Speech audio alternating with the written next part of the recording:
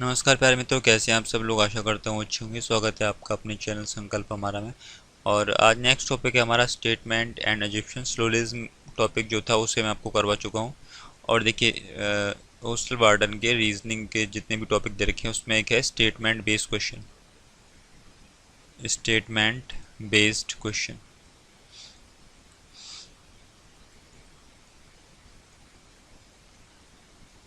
ठीक है। Statement based question, तो इसमें मैं 3 टॉपिक आपको करवाऊंगा। ये जैसे पहला सिलोजिज्म करवा चुका हूँ, कथन और पूर्वधारणाएं। एक होगा कथन और तर्क, स्टेटमेंट एंड आर्ग्यूमेंट, कथन और तर्क। तो ये जो 2 टॉपिक हैं मैं आपको इसमें करवाऊंगा। देखिए इसमें होता क्या है, टॉपिक तो और भी कई कई सारे होते हैं, जैसे कथन और कार्रवाई भी होता है, ठीक है। एक कथन और निष्कर्ष मैं आपको बता चुका हूँ। तो ऐसे ही टॉपिक ये कुछ होते हैं, तो लेकिन ये 2 टॉपिक मैं करवा दूंगा। एक हो सकता है बाद में आपको मैं करवा दूं कथन और निष्कर्ष वाला, लेकिन इन 2 को मैं पहले करवा देता हूँ। तो देखिए इसमें करते हैं स्टेट कथन और पूर्वधारणाओं में। पूर्वधारणा इसके, देखिए इसके कुछ यहाँ पर पॉइंट दे रखे हैं हमें, इनको ध्यान में रख के करना है। और इनको ध्यान में रख के भी करना है, और कुछ ऐसे टॉपिक भी होंगे जिसमें जैसे अपवाद के रूप में ये होने के बावजूद भी सही होंगे, लेकिन अधिकतर में नहीं होगा ऐसा। ज़्यादातर ये क्या है, जिस दिन मैं ये जो बता रहा हूँ टॉपिक, ये अगर आ गए तो वो गलत ही होगा, लेकिन विशेष किसी रेयर केस में होगा, लेकिन संभावना उसमें आपको बता दी जाएगा।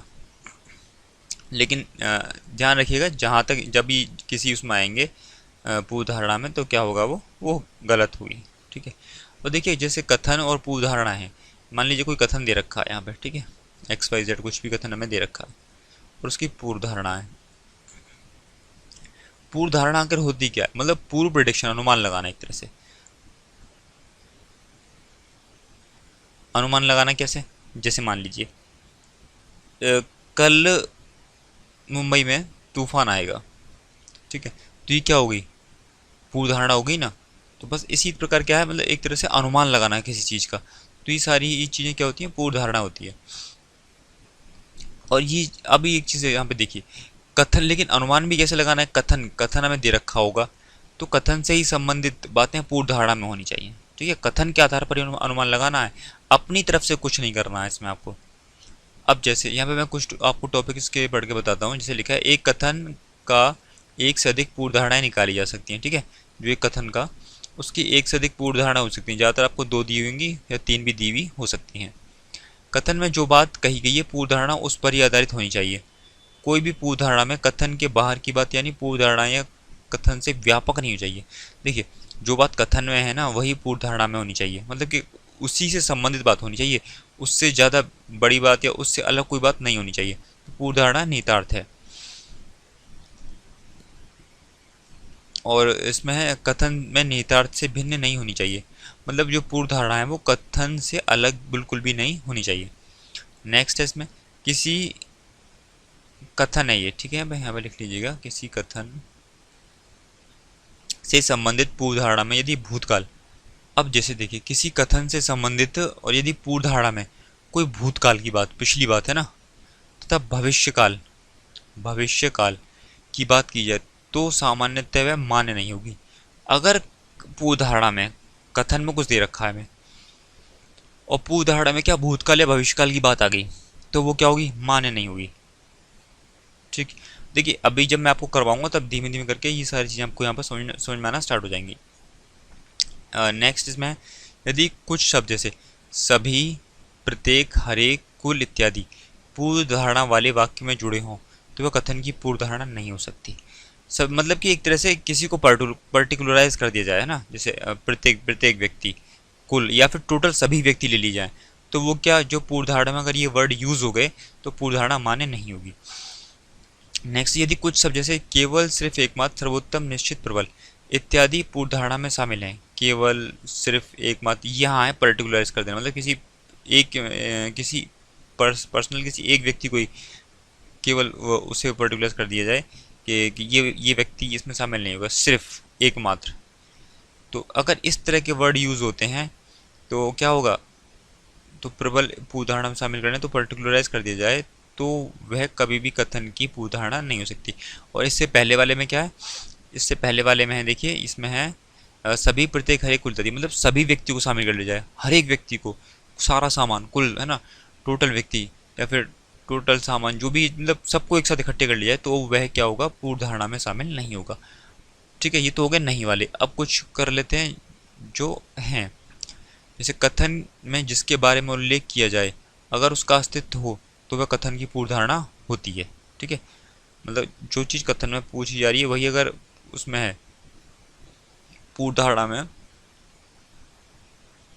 ठीक, तो वो क्या होगी, कथन की पूर्व धारणा होगी। अगला है इसमें, यदि किसी कथन में सलाह, देखिए सलाह परामर्श है ना, सलाह परामर्श, सरकारी निर्देश, ये जनहित में जारी सूचना, सलाह परामर्श, सरकारी निर्देश, जनहित में जारी सूचना और विज्ञापन, अगर ये हमें दिया हुआ हो किसी कथन में, अगर ये तीनों चीज़ें हमें, ये चार पांच चीज़ें किसी कथन में हमें दी हुई हों, ठीक है, और उसके बाद में जो पूर्व धारणा है उसमें इनके बारे में पूछा हो, तो वो कथन की पूर्व धारणा होगी। कैसे होगी, अब आप यहाँ पे समझिए। जैसे यदि किसी कथन में सलाह परामर्श इत्यादि दिया हो तो वह कथन की पूर्व धारणा होती है। क्यों होती है, क्योंकि कोई भी सलाह यह सोचकर ही देता है कि आप उसकी बात मानेंगे। नेक्स्ट है, किसी कथन में यदि सरकारी निर्देश, जनहित में जारी सूचना हो तो यह कथन की पूर्व धारणा होती है। क्यों होती है, क्योंकि यह सामान्यतः आम जनता द्वारा माने जाने की आशा से की जाती है। ठीक है, भाई सरकार कोई निर्देश देती है तो जनता क्या सोच, भाई जनता को उसे मानना होगा। जैसे कोरोना काल में निर्देश दिया तो ज़्यादातर उन्होंने माना उसे, है ना, बहुत सारे लोगों ने तो माना। तो और होती भी क्या है, वो जनहित में जारी होती है, भाई जनता के हित में ही होती है सारी सूचना। और नेक्स्ट है इसमें, हाँ एक चीज़ और मैं आपको बता देना चाहता हूँ, इसमें कथन और पूर्व धारणा या कथन तर्क, इनमें आपको अधिकांशतः पॉजिटिव ही रहना है। ठीक है, अब आप कहने लगे कि सरकार निर्देश देती है और हम नहीं मानेंगे, तो ठीक है आप नहीं मानिएगा, लेकिन बहुत सारे लोग तो मानेंगे ना, क्योंकि वो क्या, वो जनहित में ही देती है सारी की सारी सूचना। ठीक, तो हमको यहाँ पर एकदम पॉजिटिव लेके चलना है। नेक्स्ट, यदि किसी कथन में विज्ञापन दिया हो तो वह कथन की पूर्व धारणा होती है, क्योंकि विज्ञापन सामान्यतः यह सोचकर दिया जाता है कि लोग उसे मानेंगे। ठीक है, जैसे कोई कंपनी अपना प्रचार कर रही है तो भाई वो तो यही सोच कर देगी कि लोग उसके सामान को खरीदेंगे, या फिर उसकी चीज़ को जो भी उसका विज्ञापन ज़्यादा फैलेगा तो उसको ज़्यादा उसकी अर्निंग होगी। तो ये कुछ टॉपिक थे जो मैंने आपको समझा दिए हैं। अब इसके क्वेश्चन निकालना स्टार्ट करते हैं। जैसे देखिए पहला हमारे कथन है, इसमें हमें वृक्ष के नीचे सोना नहीं चाहिए। ठीक है, कथन दे दिया इसने, हमें वृक्ष के नीचे सोना नहीं चाहिए। अब पूर्व धारणा में प्रिडिक्शन इसने की है, वृक्ष से गिरने वाले पत्तियों से हमारे कपड़े खराब हो जाते हैं, खराब हो सकते हैं। ठीक है, दूसरा फिर इसने कहा वृक्ष रात में CO2 निकालते हैं और जो स्वास्थ्य के लिए हानिकारक है। तो इसने दो बातें हमसे कही कि कथन था हमें वृक्ष के नीचे नहीं सोना चाहिए। पहला इसने पूर्व धारणा दी, वृक्ष से गिरने वाले पत्तियों से हमारे कपड़े खराब हो जाते हैं। आप बताइए, वृक्ष से जो पत्तियां गिरती हैं क्या उससे हमारे कपड़े खराब होते हैं? बिल्कुल नहीं होते। ठीक है, तो ये तो हो गया हमारा गलत। ठीक, अब दूसरा इसमें दे रखा है कि वृक्ष रात में CO2 निकालते हैं जो स्वास्थ्य के लिए हानिकारक है। हाँ, ये बात एकदम सही है, क्योंकि वृक्ष रात में क्या कार्बन डाइऑक्साइड का उत्सर्जन करते हैं जो स्वास्थ्य के लिए क्या है, हानिकारक है। तो दूसरा वाला इसमें हमारा ये पूर्व धारणा सत्य होगी, पहला वाला क्या होगा, गलत होगा। तो इसमें लिख देंगे केवल निष्कर्ष 2 निकलता है। अगला है कथन, औद्योगिक विकास में असंतुलन का प्रभाव बड़ी संख्या में ऐसे साक्षर, साक्षर मतलब पढ़े लिखे, निरक्षर मतलब अनपढ़, है ना, लोगों पर पड़ता है जो आर्थिक दृष्टि से कमजोर होते हैं। इसका कहने का मतलब है औद्योगिक विकास का मतलब औद्योगिक जो फैक्ट्रियों वाला विकास होता है, जिसमें फैक्ट्रियाँ स्थापित की जाती हैं बहुत ज़्यादा मात्रा में, विकास में असंतुलन का प्रभाव बड़ी संख्या में ऐसे साक्षर और निरक्षर लोगों पर पड़ता है जो आर्थिक दृष्टि से कमजोर होते हैं। पूर्व धारणा में इसमें दे रखा है, भारत में औद्योगिक विकास मुख्य रूप से राजनीतिक विचार के आधार पर हुआ। ये कहना चाह रहा है जो भारत में औद्योगिक विकास जो है क्या वो राजनीतिक के आधार पर हुआ? बिल्कुल भी नहीं हुआ।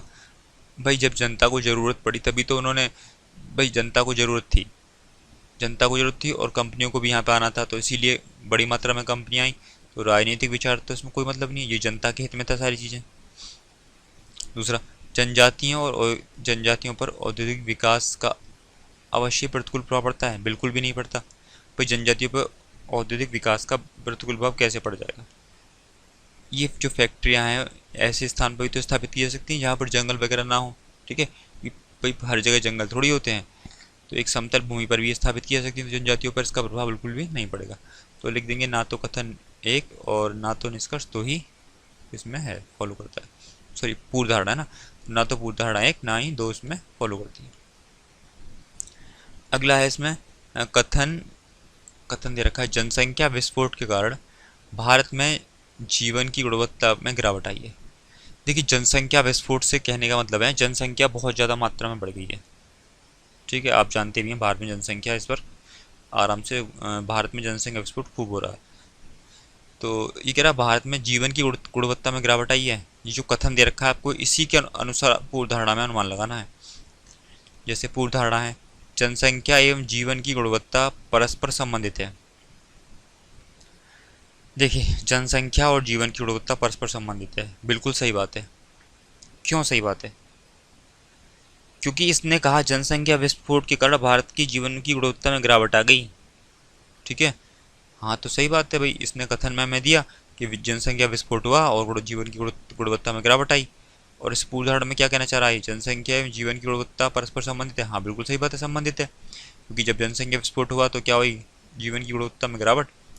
अब दूसरा है जीवन की गुणवत्ता का भारत में जनसंख्या से कोई वास्ता नहीं है। ऐसा तो बिल्कुल भी नहीं है, वास्ता तो है हमारा।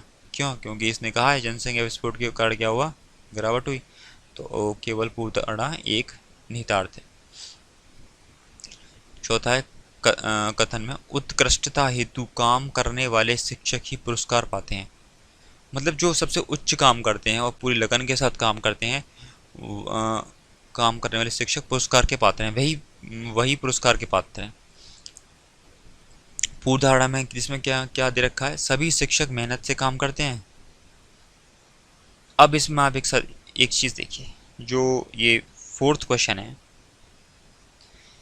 उसमें मैंने आपको बताया था पीछे सभी प्रत्येक हरेक कुल इत्यादि है ना, जिसमें ये आ जाए पूर्व धारणा में वो क्या मान्य नहीं होगी, ये तो वैसे भी गलत हो गई। और देखिए दूसरा, इसने कहा उत्कृष्टता हेतु काम करने वाले शिक्षक ही पुरस्कार के पात्र हैं, तो इसने सभी की तो बात भी नहीं कही यहाँ पे, ठीक है, तो ये वैसे भी गलत हो गया। दूसरा मैंने आपको बताया था सभी प्रत्येक हरेक कुल इत्यादि जिसमें आ जाए वो पूर्व धारणा मान्य नहीं होगी। अब इसमें देखिए दूसरा है केवल उत्कृष्ट कार्य के लिए पुरस्कार मिलता है। अब यहाँ पर आप कथन में देखिए उत्कृष्ट कार्य काम करने हेतु काम करने वाले शिक्षक ही पुरस्कार के पात्र हैं। तो ये देखिए आपसे ये क्या कहना चाह रहा है चौथा वाला क्वेश्चन, केवल उत्कृष्टता से काम करने वालों के लिए पुरस्कार मिलता है। अब अगर आप पीछे जाएंगे तो उसमें क्या लिख रहा था? केवल सिर्फ एकमात्र सर्वोत्तम निश्चित, ठीक है, निश्चित प्रबल। तो इसके लिए क्या ये जिसमें दिए हुए हों तो वो पूर्व धारणा मान्य नहीं होती, लेकिन ये यहाँ पे मान्य होगी। क्यों मान्य? इसलिए होगी क्योंकि जो कथन में दे रखा है ना, जो कथन में बात कही गई है वही तो यहाँ पे दूसरे शब्दों में कह दी गई है, इसीलिए क्या होगी? मान्य होगी। तो बी ऑप्शन इसका सही होगा। तो इसीलिए मैंने आपसे कहा था कि आपको पहले कथन देखना है उसके बाद में पूर्व धारणा, ठीक है, तब आपको एक तरह से अनुमान लगाना है इसमें।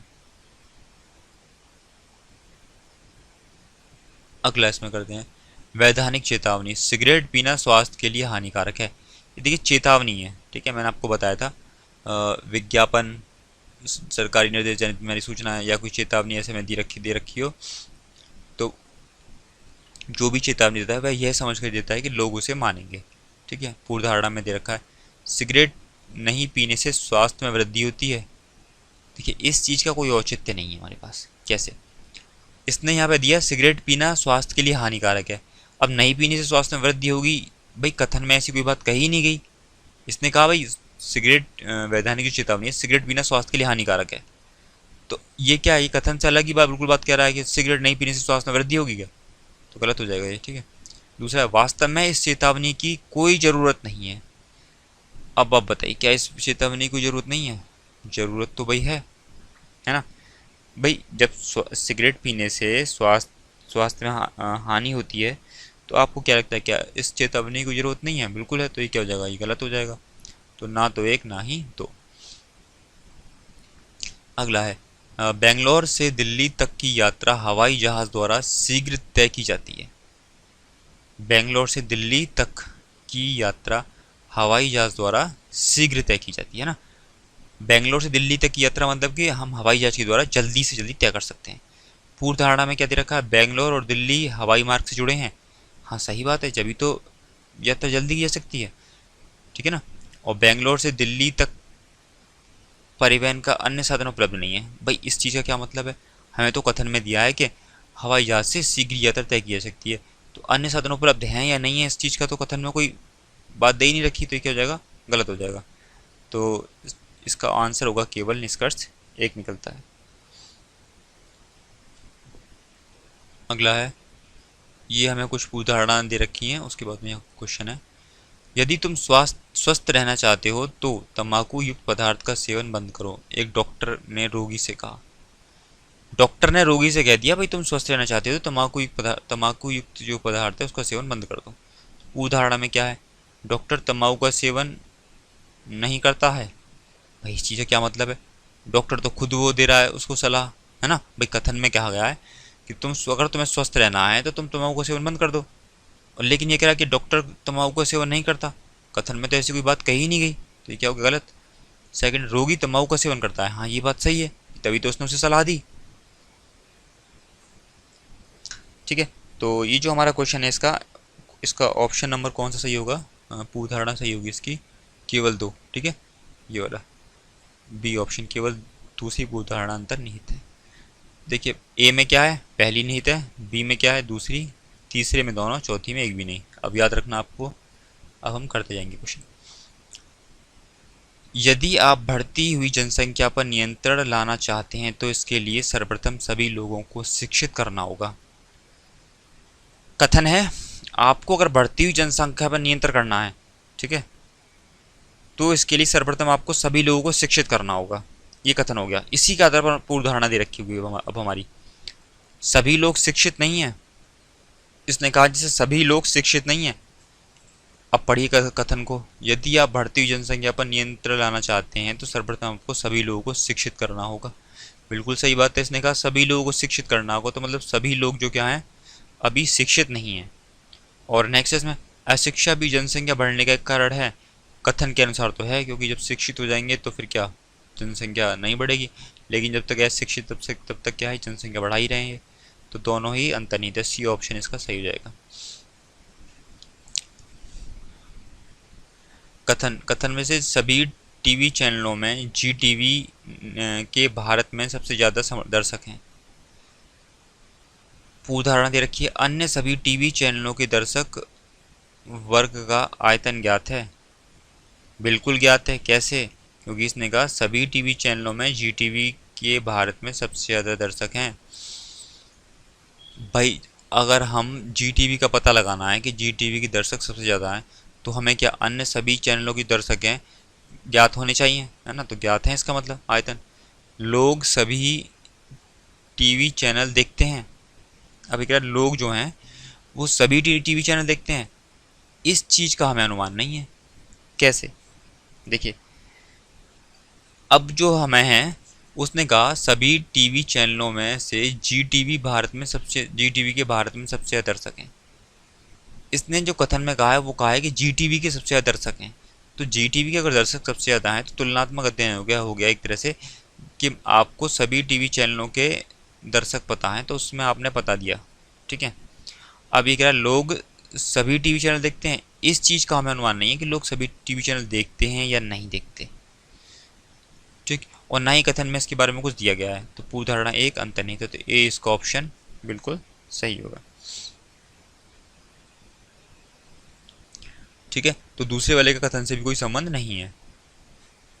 अब इसमें अब देखिए, जैसे दोनों में सभी सभी आ रहा है, लेकिन हम अनुमान किससे लगा रहे हैं, कथन वाले से। तो जो मैंने लिखवाया है ना उसके विपरीत भी हो सकते हैं, ठीक है। लेकिन ये सब निर्भर किस पर करेगा, कथन पर निर्भर करेगा।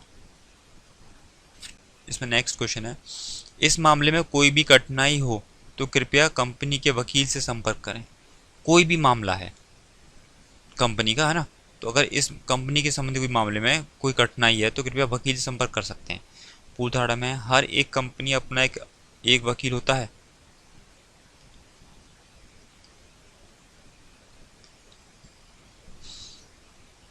अब आप यहाँ पे एक चीज समझनी होगी, कथन में दिया इस मामले में कोई कठिनाई हो तो कृपया कंपनी के वकील से संपर्क करें। ये कोई कंपनी है, ठीक है, कोई कंपनी है, उसने ऐसा हमें लिख के दे दिया, मतलब लगा रखा है। अब ये कह रहा है नीचे पूर्व धारणा में हर एक कंपनी का अपना एक वकील है। ऊपर तो इसने कुछ कहा ही नहीं है ऐसी बात कि कितनी सारी कंपनी है और कितना वकील है। हर एक कंपनी का वकील से क्या मतलब होता है, तो ये तो है ही नहीं। कंपनी के वकील को इस मामले में अच्छी तरह वाकिफ कराया जा चुका है। हाँ, ये बात सही है, क्योंकि जब उसने कह दिया कि अगर इस मामले में कोई कठिनाई है तो कंपनी के वकील से संपर्क करें, तो मतलब कंपनी के वकील को पूरी तरह क्या अच्छी तरह से वाकिफ करा दिया गया इस मामले में, ठीक है। तो वो बी ऑप्शन सही होगा, केवल पूर्व धारणा 2 अंतर्निहित है। नेक्स्ट है, सभी अभ्यर्थी जिन्होंने आवश्यक फीस भरी है या तो योग्यता रखते हैं या लिखित परीक्षा के लिए बुलावा पत्र भेजा जाएगा। पूर्वानुमान में क्या है, पूर्वानुमान, ये पूर्वानुमान यहाँ पे लिखा हुआ है ना, नीचे लिख देना, आप इसे ऊपर लिख गया, मैं पीडीएफ में ठीक कर दूंगा इसे। कुछ अभ्यर्थी ऐसे भी हैं जो योग्यता नहीं रखते फिर भी आवेदन कर सकते हैं। कथन क्या कह रहा है हमारा, देखिए, सभी अभ्यर्थी जिन्होंने आवश्यक फीस भरी है तथा जो योग्यता रखते हैं, आवश्यक फीस भरी है और जो योग्यता रखते हैं, लिखित परीक्षा के लिए बुलावा पत्र भेजा जाएगा। तो इसमें दे रखा है मैं पहला पूर्व धारणा, कुछ अभ्यर्थी ऐसे भी हैं जो योग्यता नहीं रखते फिर भी आवेदन कर सकते हैं। हाँ, देखिए, पहला वाला सही होगा, क्योंकि सभी विद्यार्थी जिन्होंने आवश्यक फीस भरी है तथा योग्यता रखते हैं, लिखित परीक्षा के लिए बुलावा पत्र भेजा जाएगा। तो देखिए, इसमें कुछ यहाँ पे कह दिया गया है, कुछ अभ्यर्थी ऐसे भी होंगे, ऐसे भी हैं जो योग्यता नहीं रखते और फिर भी आवेदन कर सकते हैं। भाई कर सकते हैं ना ऐसे कुछ लोग आवेदन, योग्यता नहीं रखते हैं फिर भी आवेदन कर देंगे। और नेक्स्ट है, कुछ अभ्यर्थी ऐसे भी हो सकते हैं जो कि योग्यता रखते हैं परंतु आवश्यक फीस नहीं भर सकते। तो ये भी संभव है, क्योंकि कुछ भाई ऐसे भी हो सकते हैं जो योग्यता तो रखते हैं लेकिन फीस का उन पर इंतजाम नहीं हो पाएगा। तो दोनों ही अंतर्निहित है।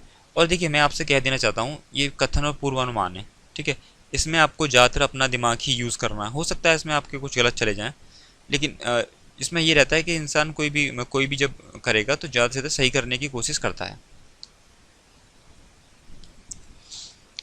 नेक्स्ट है 6, यदि आप अभ्यर्थियों की संख्या कम करना चाहते हैं तो प्रवेश शुल्क में बढ़ोतरी करें। कथन में कहा गया यदि आप अभ्यर्थियों की संख्या को कम करना चाहते हैं ना, अगर आपको विद्यार्थियों की संख्या कम करनी है तो प्रवेश शुल्क में बढ़ोतरी कर दें। पूर्व धारणा में क्या है, यदि प्रवेश शुल्क में बढ़ोतरी की जाए तो कुछ विद्यार्थी आवेदन नहीं करेंगे। छठे का क्वेश्चन, देखिए सही बात है, क्योंकि इसने ऊपर हमसे कहा प्रवेश शुल्क में बढ़ोतरी की जाए तो अभ्यर्थी कम हो जाएंगे। यही बात इसने नीचे कहा कि अगर प्रवेश शुल्क में बढ़ोतरी की जाए तो क्या कुछ अभ्यर्थी आवेदन नहीं करेंगे। सही है। वर्तमान प्रवेश शुल्क सामान्य है, दूसरा वाला इसका नहीं होगा, क्योंकि इसने कहा वर्तमान प्रवेश शुल्क सामान्य है। हमें जो अनुमान लगाना है वो कथन के आधार पर लगाना है। कथन में क्या कहा गया, यदि आप अभ्यर्थियों की संख्या को कम करना चाहते हैं तो प्रवेश शुल्क में बढ़ोतरी करें। तो इससे संबंधित क्या है, यही इससे संबंधित है पूर्व धारणा एक। और दूसरा वर्तमान प्रवेश शुल्क सामान्य है, तो वर्तमान की तो बात हुई भी नहीं कथन में, तो ये क्या हो जाएगा, गलत। अगला, यदि वह बुद्धिमान है तो वह परीक्षा में उत्तीर्ण हो जाएगा। पूर्वानुमान में क्या है, परीक्षा में उत्तीर्ण होने के लिए उसे बुद्धिमान होना चाहिए। भाई यही बात बोली है, तो सातवें का पहला क्या ऑप्शन, सातवें का पहला ऑप्शन सही होगा, क्योंकि जो बात कथन में वही यहाँ है, वह परीक्षा उत्तीर्ण कर लेगा। नेक्स्ट कहा इसने, वह परीक्षा उत्तीर्ण कर लेगा, ये तो कोई बात होती नहीं है। क्यों, क्योंकि कथन में क्या क्या क्या कहा गया, यदि वह बुद्धिमान है तो परीक्षा में उत्तीर्ण हो जाएगा। कब होगा, जब बुद्धिमान होगा। और यही बात किसमें, सातवें के पहले पूर्व धारणा में। दूसरा क्या है, वह परीक्षा उत्तीर्ण कर लेगा, तो इस चीज़ का तो कोई मतलब नहीं है, अगर बुद्धिमान होगा तभी तो परीक्षा उत्तीर्ण करेगा। तो ए ऑप्शन इसका सही हो जाएगा। अगला है 8वां, नीली टाई हमें अपने स्टाफ को दूसरों से अलग पहचानने में मदद करेगी। एक कंपनी में एक सुझाव दिया गया है कि भाई हमारी कंपनी वाले जो हैं वो नीली टाई पहनेंगे, है ना, हमारी कंपनी के जो स्टाफ वाले हैं वो नीली टाई पहनेंगे, क्यों? जिससे क्या है, वो दूसरों से अलग पहचानने में उन्हें मदद मिलेगी। पूर्व धारणा में क्या है, कंपनी को अपने स्टाफ को पहचानने की ज़रूरत है। बिल्कुल सही बात है, ज़रूरत है, तभी तो उन्होंने क्या कहा, नीली टाई के लिए कहा। सेकंड है, नीली टाई नवीनतम फैशन है। भाई फैशन का तो इसमें कोई मतलब है नहीं, क्योंकि पहचानने के लिए वो चीज़ें यूज़ हो रही है। तो पूर्व धारणा ये अंतर्निहित है। नेक्स्ट है, अपने कार्यालय में समय की पाबंदी लाने के लिए हमें अपने कर्मचारी को यात्रा भत्ता देना चाहिए, एक कंपनी इंचार्ज का कार्मिक प्रबंधन से कहता है। जो कंपनी इंचार्ज है वो कार्मिक प्रबंधन से कहता है कि भाई अगर हमें अपने कर्मचारियों को समय पर लाना है, समय की पाबंदी, तो हमें उन्हें यात्रा का भत्ता देते हैं, मतलब जो यात्रा वो आते हैं ना उसका पैसा देते हैं, जो यात्रा करते हैं वो। अब पूर्व धारणा में समय की पाबंदी लाने में यात्रा भत्ता सहायक नहीं होगा। ये क्या बात होती है, सहायक होगा तभी तो उसने कहा है, ये कार्मिक, ये कंपनी का इंचार्ज ने कार्मिक प्रबंधन से कहा, तो ये तो गलत होगा। अनुशासन और पुरस्कार एक साथ चलने चाहिए। अनुशासन और पुरस्कार, देखिए अनुशासन पुरस्कार की इसमें कोई बात भी नहीं हुई, इसमें क्या भाई, इसमें बात हो रही है यात्रा भत्ते की, तो ये भी गलत। तो ऑप्शन नंबर डी, ना तो एक ना ही दो निष्कर्ष सही है। नेक्स्ट है, कथन, किराए पर एक कार चाहिए, एक विज्ञापन। पूर्व धारणा है इसमें, विज्ञापन में दे रखा है किराए पर एक कार चाहिए और सभी प्रकार के वाहन किराए पर मिलते हैं। तो देखिए जिससे लिख रहा है सभी प्रकार के वाहन किराए पर मिलते हैं, तो इस चीज़ का उसमें कोई कथन में कोई मतलब है नहीं। इसमें सिर्फ किसका मतलब है, लोग विज्ञापन का जवाब देंगे। हाँ ये बात सही है, क्योंकि अगर एक विज्ञापन है जो लॉन्च किया गया है, ठीक है, तो उसमें क्या भाई, कोई भी कंपनी विज्ञापन जब भी लॉन्च करती है जो लोग उस चीज़ का जवाब देंगे, ठीक है, रिस्पॉन्स उस चीज़ का देंगे, तो दूसरा इसमें एकदम सही होगा। तो आज मैंने इसके 10 क्वेश्चन करवाए हैं और 10 से 12 क्वेश्चन और लेके आऊँगा मैं इसके, ठीक है। तो वीडियो आपको पसंद आई तो वीडियो को लाइक, चैनल को सब्सक्राइब जरूर कीजिएगा। धन्यवाद।